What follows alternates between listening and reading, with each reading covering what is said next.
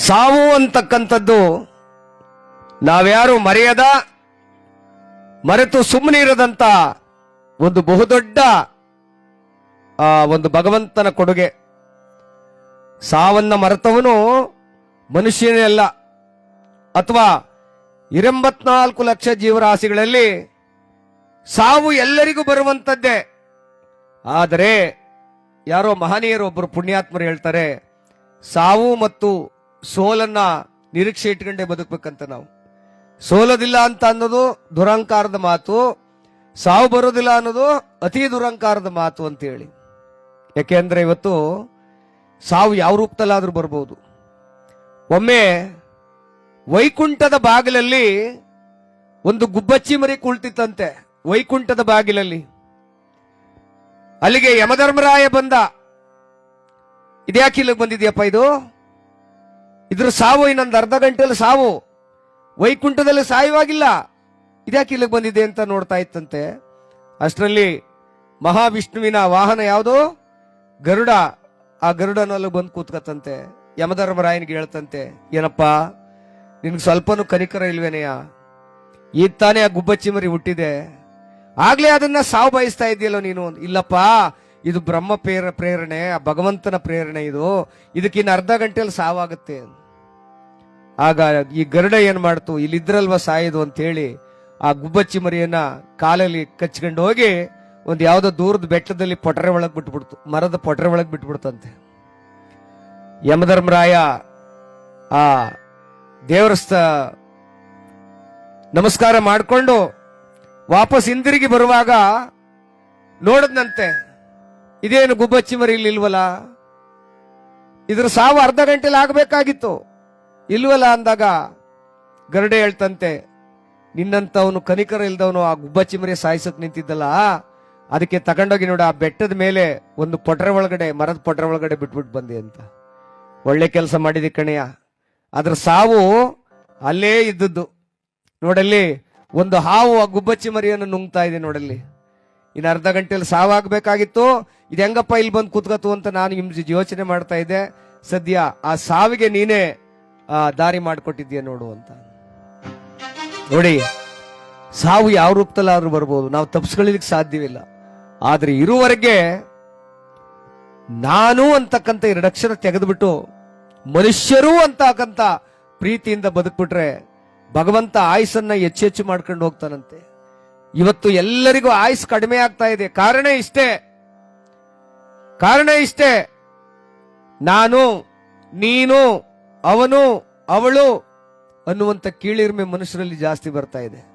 ನೋಡಿ, ಅಡ್ಡ ನಾಮ ಹಾಕೋನ್ಗೊಂದು ಜಾತಿ, ಉದ್ದ ನಾಮ ಹಾಕೋನ್ಗೊಂದು ಜಾತಿ, ಕಿವಿ ಚುಚ್ಚೋರ್ಗೊಂದು ಜಾತಿ, ಕಿವಿ ಚುಚ್ಚದೇ ಇರೋರ್ಗೊಂದು ಜಾತಿ, ಮೈ ಮೇಲೆ ದಾರ ಹಾಕೊಂಡ್ರೆ ಒಂದ್ ಜಾತಿ, ದಾರ ಹಾಕದಿದ್ರೆ ಒಂದ್ ಜಾತಿ, ಉಡ್ದಾರ ಕಟ್ಕೊಂಡ್ರೆ ಒಂದ್ ಜಾತಿ, ಉಡ್ದಾರ ಕಟ್ಕೊಳ್ಳಿಲ್ಲ ಅಂದ್ರೆ ಒಂದ್ ಜಾತಿ, ಬಟ್ಟೆಯನ್ನ ಅರ್ಧಂಬರ್ಧ ಬಟ್ಟೆ ಹಾಕೊಂಡ್ರೆ ಒಂದ್ ಜಾತಿ, ಮೈ ತುಂಬಾ ಬಟ್ಟೆ ಮುಚ್ಕೊಂಡ್ರೆ ಒಂದ್ ಜಾತಿ, ಅಥವಾ ಪೂರ್ತಿ ಬೆತ್ತಲೆಯಾಗಿ ತಿರುಗಾಡಿದ್ರೆ ಒಂದ್ ಜಾತಿ, ಮೈ ತುಂಬಾ ಬಟ್ಟೆ ಹಾಕೊಂಡ್ರೆ ಇನ್ನೊಂದ್ ಜಾತಿ.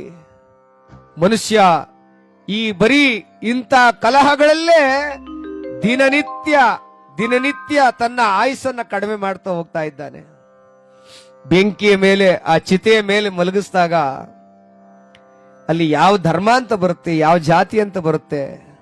ಮನುಷ್ಯರು ಕೂಡ ಹತ್ರಕ್ಕೆ ಹೋಗೋಕೆ ಹೆದರ್ಕೊಳ್ತಾರೆ.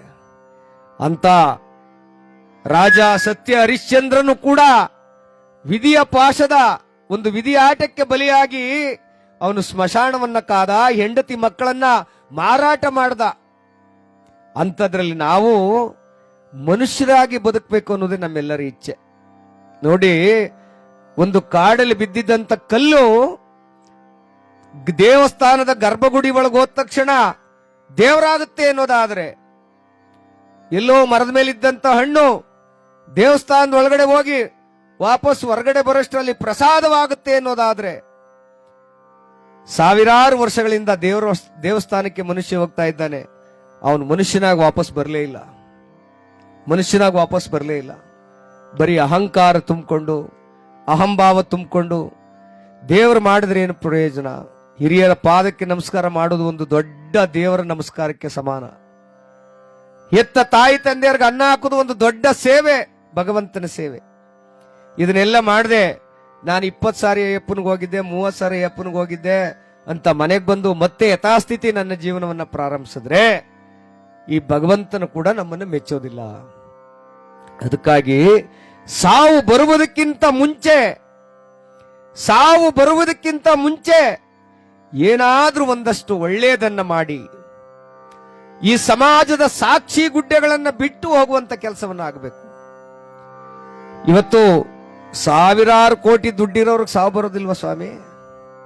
ಬರೋದಿಲ್ವ ಅವ್ರಿಗೂ ಸಾವು ಬರುತ್ತೆ, ಅವ್ರಿಗೂ ಆರೋಗ್ಯ ಕೆಟ್ಟೋಗುತ್ತೆ, ಅವರು ವೈದ್ಯರ ಬಳಿ ಹೋಗಬೇಕು. ಸಾಯುವಾಗ ಅವರು ಭಗವಂತ ನನ್ನನ್ನು ಯಾಕಪ್ಪ ಸಾಯಿಸ್ತೀಯ ಅಂತ ಅವರು ಕೇಳಿಸ್ಕೊಳ್ತಾರೆ. ದುಡ್ಡಿದೆ ಅನ್ನೋದೊಂದು ಬಿಟ್ರೆ ಇನ್ನೆಲ್ಲವೂ ನಾರ್ಮಲ್ ಮನುಷ್ಯರೇ ಅವರು, ಅಲ್ವಾ ಸ್ವಾಮಿ? ಹಾಗಂತೇಳಿ ನಾನು ದುಡ್ಡಿಲ್ಲ ಅಂತ ಕೀಳಿರ್ಮೆ ಬೇಡ, ಅವರತ್ತ ದುಡ್ಡಿದೆ ಅಂತ ಹಿಗ್ಗೋದು ಬೇಡ. ಚಿತೆ ಮೇಲೆ ಮಲಗಿಸಿದಾಗ ಆ ಗುಂಡಿಯೊಳಗಡೆ ಮಣ್ಣಿರ್ತೀವಲ್ಲ ನಾವು, ಮುರುಡಿ ಮಣ್ಣ ಎರ್ಚುವಾಗ ಎಲ್ಲರೂ ಒಂದೇ. ಯಾಕೆ ಅಂದ್ರೆ ಸತ್ತ ಕೂಡಲೇ ಹುಟ್ಟಿದ ಮಕ್ಕಳು ಕೂಡ ಸ್ನಾನ ಮಾಡಿ ಮನೆ ಒಳಗಡೆ ಬರ್ತಾರೆ, ಅಪ್ಪನ ಹೊರಗಡೆ ಹಾಕದ ಮೇಲೆ. ಯಾರು ನಮ್ಮ ಅಪ್ಪನ ಆಸ್ತಿ ಬಟ್ಟೆ ಹಂಚ್ಕೋಬೇಕು, ಅವನ್ ಪಂಚೆ ಹಂಚ್ಕೋಬೇಕು, ಅವನ್ ಹಾಸಿಗೆ ಹಂಚ್ಕೋಬೇಕು, ಮಂಚ ಹಂಚ್ಕೋಬೇಕು ಅಂತ ಗುದ್ದಾಡೋದಿಲ್ಲ, ಆಸ್ತಿಗ ಗುದ್ದಾಡ್ಬಿಡ್ತಾರೆ. ನಾವು ನಮ್ಮ ತಾಯಿ ತಂದೆ ಸೇವೆ ಇಲ್ಲಿ ಪರಿಗಣನೆಗೆ ಬರುತ್ತೆ, ಲೆಕ್ಕಕ್ಕೆ ಬರುತ್ತೆ. ನಮ್ಮ ತಾಯಿ ತಂದೆಯರ ಸೇವೆಯನ್ನು ಕೂಡ ನಾವು ಹೆಚ್ಚು ಪ್ರೀತಿಯಿಂದ ಮಾಡಬೇಕು. ಬರೀ ದೇವಸ್ಥಾನಕ್ಕೆ ತಿರುಗಿ ನಿಂತ್ಕೊಳ್ಳೋದಲ್ಲ, ಬರೀ ಮಾಲೆ ಹಾಕೊಂಡ್ರೆ, ಮಣಿ ಹಾಕೊಂಡ್ರೆ, ವಿಭೂತಿ ಧಾರಣೆ ಮಾಡಿದ್ರೆ ದೇವರು ಪ್ರತ್ಯಕ್ಷನಾಗ್ತದೆ ಅನ್ನೋದು ನಮ್ಮೆಲ್ಲರ ದೊಡ್ಡ ಒಂದು ಮೂಢನಂಬಿಕೆ. ದೇವ್ರು ಎಲ್ಲಾ ಕಡೆ ಇದ್ದಾನೆ. ಆ ದೇವ್ರು ಯಾರು ಅಂದ್ರೆ ತಾಯಿ ತಂದೆಯರೇ ನಿಜವಾದ ದೇವರು. ಅವರ ಸ್ಮರಣೆಯನ್ನು ಮಾಡುವುದು ನಮ್ಮೆಲ್ಲರ ಕರ್ತವ್ಯ.